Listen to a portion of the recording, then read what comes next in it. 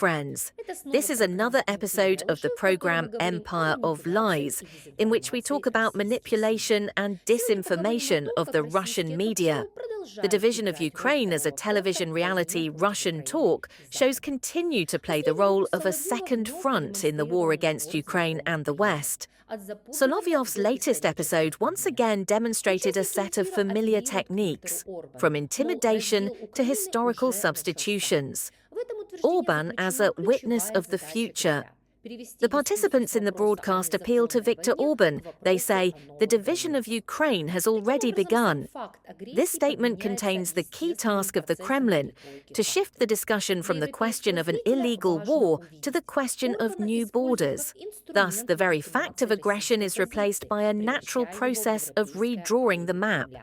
It is important for the European viewer to see Orban is being used as an instrument for legitimizing the Russian position, turning him into the Kremlin's European alibi.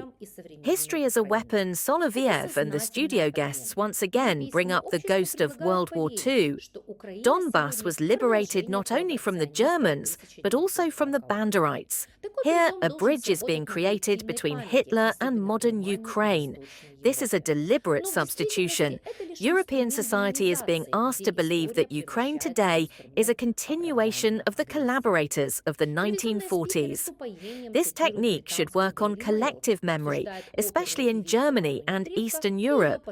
But in reality, this is only an instrument of demonization, where history is transformed into an instrument for justifying aggression. Europe as a hypocrite, television speakers enthusiastically quote the British Daily Mail, discuss opera singer Anna Netrebko and her donation for the restoration of a theatre in Donetsk. A grotesque narrative is built from this. Europe defends freedom, but prohibits the renovation of theatres. Such techniques are designed to portray the West not just as an enemy, but as a cynical and hypocritical enemy. Europe in this mirror does not look like a union of values, but like a community that allegedly hates everything Russian.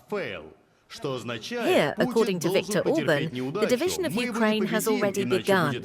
I would like to remind everyone that at the beginning of the war, an American president named Biden, whom we may still remember, accidentally came to Warsaw and gave a speech.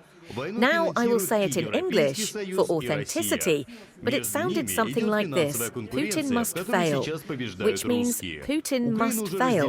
We will not defeat him, otherwise there will be a war. He must fail. The Americans have openly declared their intention to create a new political regime in Russia. This has led to the situation we are in now.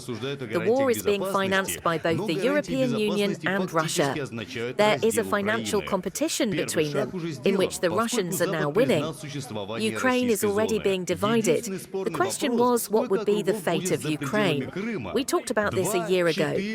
Today, if we look at the events and soberly assess what is happening, we must say that the division of Ukraine is happening right now. Ukrainian leaders as enemies within a special part of the program is devoted to discrediting Ukrainian leaders. Zaluzhny is called a terrorist involved in the explosion of the Nord Stream. Kuleba is a clown. Zelensky is a dictator. Such a set of caricature characteristics serves a purpose: to show the Ukrainian government as illegitimate, disunited, and dependent on the West. The European viewer should see these are not random insults, but a strategy to undermine trust in the Ukrainian leadership as partners. You were on the program Empire of Lies. We will see you soon.